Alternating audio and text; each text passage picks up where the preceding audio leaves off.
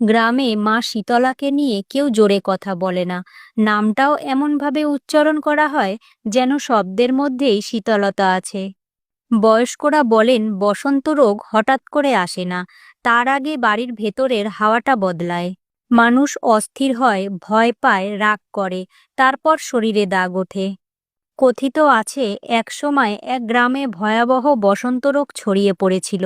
ঘরে ঘরে কান্না, ওষুধে কাজ হয় না, চিকিৎসাও যেন হার মেনে নেয়।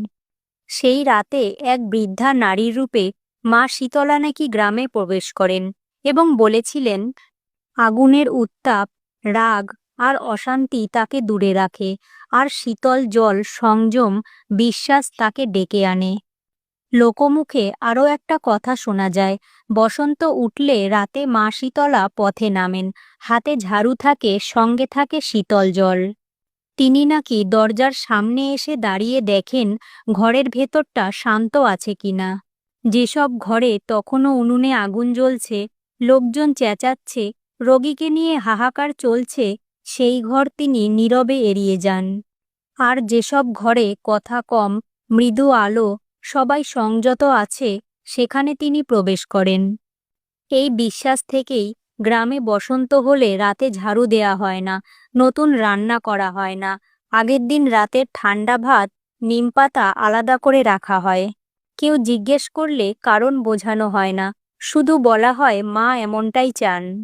বসন্ত রোগকে ঘিরে মা শীতলার ব্রতকথা আজও লোকমুখে প্রচলিত। শোনা যায় এক মায়ের সন্তানের শরীরে বসন্ত উঠলে তিনি মা শীতলার ব্রত গ্রহণ করেন। ব্রতের নিয়ম কঠিন না হলেও এর তাৎপর্য গভীর। আগুনের রান্না নয়, আগের দিনের ঠান্ডা ভাত, ডাল, নিমপাতা আর শীতল জল।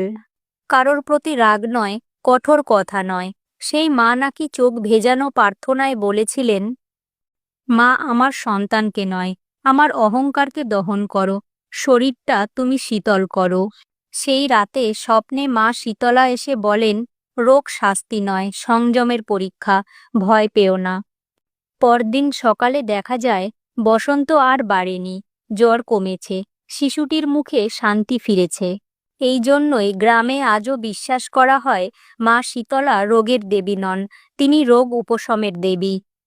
বয়স্করা বলেন মন যদি শীতল থাকে, শরীরও ধীরে ধীরে একদিন শান্ত হয়। মা শীতলা সেই শান্তির নাম।